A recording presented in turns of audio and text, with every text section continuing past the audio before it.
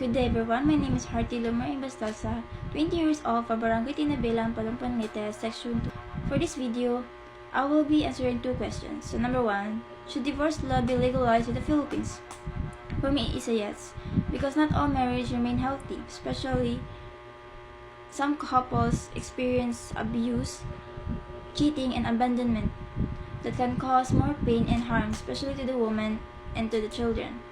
Legalizing divorce doesn't mean to encourage other couples to break their marriage. It only gives them a legal option if their marriage doesn't work or no longer works.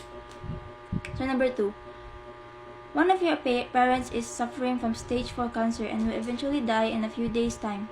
The patients experience extreme and accumulating pain every time the cancer attacks. Will you give your consent to end the patient's life, euthanasia or not, and prolong the pain and agony suffers? Explain. So for me, instead of encouraging them to end their life, I would choose the palliative care, since this focuses on reducing the pain and making them comfortable, so that they could feel and pass away naturally, surrounded by care and their loved ones. Since encouraging them to end their life might be not the option they want. Maybe because some parents want to spend more time, especially to their children. Since a parent's love is more stronger than the pain they feel for themselves. So instead of encouraging them to end their life, I would probably choose to encourage them to choose the palliative care, so that they could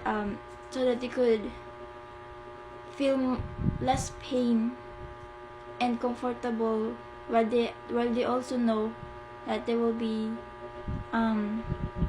their life will be much more longer, and so that they could spend more time with us, with their children, probably wanting them to spend time with their loved ones, that other than feel or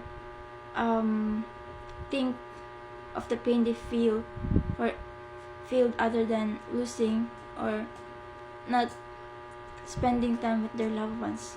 So that's my answer for these two questions. Thank you for listening.